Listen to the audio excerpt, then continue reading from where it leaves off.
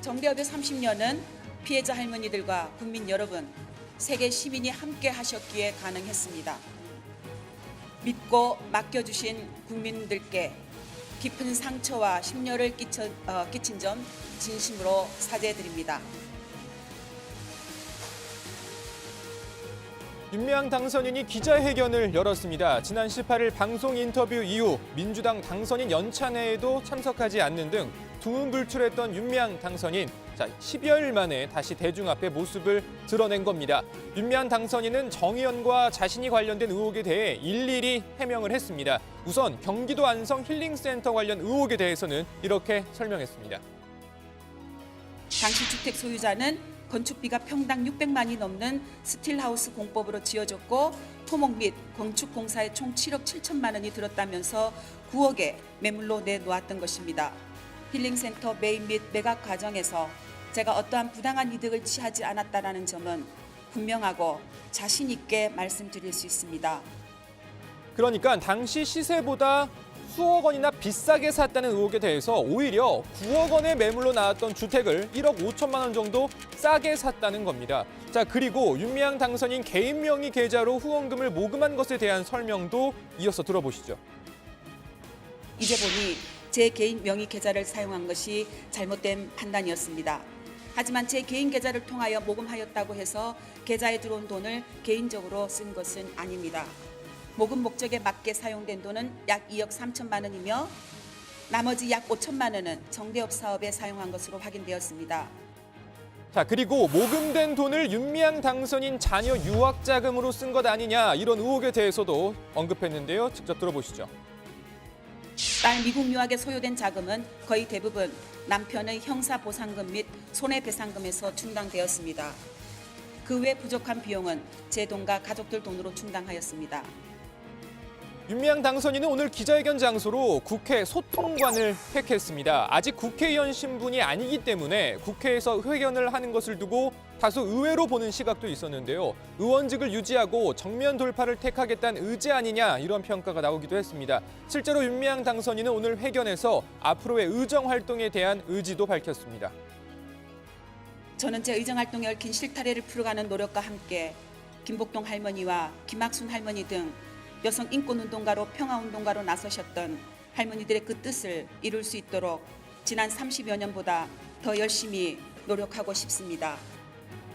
그리고 기자회견들을 통해서 윤미향 당선인을 비판하고 있는 이용수 할머니에 대한 언급도 내놓았습니다. 윤미향 당선인은 할머니에게 신뢰를 드리지 못해 죄송하다고 말했습니다. 1992년부터 이용수 할머니와는 제가 30년간 같이 활동을 해왔습니다. 그럼에도 불구하고 30년이란 세월과 달리 할머니께 충분히 소통하지 못했고 또 할머니가 배신자로 느낄 만큼 제가 신뢰를 드리지 못했다라는 것, 그것은 할머니께 지금이라도 사죄 말씀을 전하고 싶고요. 윤미향 당선인 기자회견 추가 내용과 이 정치권 반응 등은 들어가서 더 전해드리겠습니다. 그런데요. 각종 의혹과 논란이 여기저기서 쏟아지면서 벌써부터 위안부 피해자 운동 전체에 대한 폄훼와 왜곡이 곳곳에서 나올 조짐을 보이고 있습니다. 정치권도 위안부 피해자 할머니 문제에 대한 왜곡은 있어서는 안 된다는 입장을 분명히 하고 있습니다. 정의기억연대와 윤미향 당선인에 대한 생각은 다를 수 있지만 위안부 피해자 할머니들을 위한 운동과 노력은 계속돼야 한다는 겁니다. 여성인권운동가 신용수 할머니께서 제시한 일본군 위안부 문제 해결 운동 방향에 대해서 집권 여당으로서 책임 있게 답해야 한다고 생각합니다. 민간단체가 감당해온 피해자 지원 활동에도 적극적으로 나서고 기록하고 역사 교육을 해나가야 하겠습니다.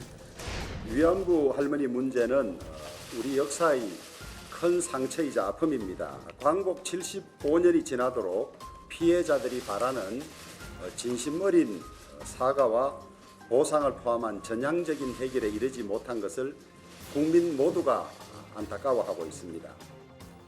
부산 지역의 위안부 피해자 또 근로정신대 피해자들이 주도적으로 일본 정부에 제기한 소송, 일명 관부 재판을 아십니까? 최종심에서는 패소했지만 1심에 일부 승소한 그런 의미가 있었던 재판이었습니다. 허스토리라는 제목의 영화로도 만들어졌죠. 영화에선 배우 김희애 씨가 연기한 관부 재판을 이끌었던 주인공 바로 김문숙 부산 정대협 이사장입니다.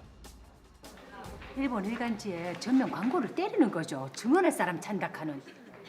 それいいじゃないですか. 아 근데 그거 좀 비쌉니다. 좀 많이요. 와 이랍니까? 네, 그 정도 능력은 됩니다. 도일에行くことさえ許されず犯人を済ませていた。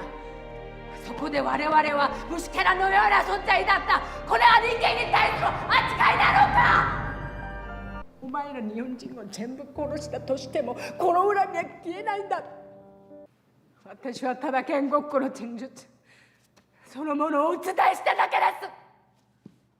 김문숙 이사장은 부산에서 기업인으로 사업가로 활동하면서 위안부 피해자 운동에도 적극적이었습니다. 관부 재판도 주도적으로 참여했고요. 자, 그런데 지난해 한 인터뷰에서 정의연의 일부 활동에 대해 쓴소리를 했던 사실이 최근 뒤늦게 알려지기도 했는데요.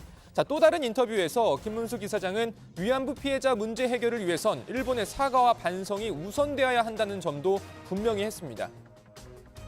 그러니까 이 아무것도 모르던 조선의 처녀들이 그야말로 잡혀가 그야말로 이 세상 유례, 세계사에 유례 없는 그런 하루 저녁에 몇십 명이라는 군인이 덤비는 그런 잔혹한 짓을 한 게 조선의 성노예입니다. 그런데 대해서 지금 일본이 사과를 안 한다는 이건 말이 안 됩니다. 네, 정의연과 윤미향 당선인이 잘못을 했는지 안 했는지 논란과 의혹은 수사 등을 통해 철저히 밝히면 됩니다. 윤미향 당선인도 오늘 회견에서 말했듯이 국민 앞에 최선을 다해 소명해야 합니다. 자, 그리고 그 결과를 놓고 평가하면 되는 거죠. 그것보다 더 중요하고 우리가 꼭 기억해야 할 문제는 여전히 일본이 반성도 사과도 하지 않고 있다는 점 아닐까요? 오늘 발제 이렇게 정리합니다. 윤미향 국회에서 기자회견 국민 납득 때까지 소명.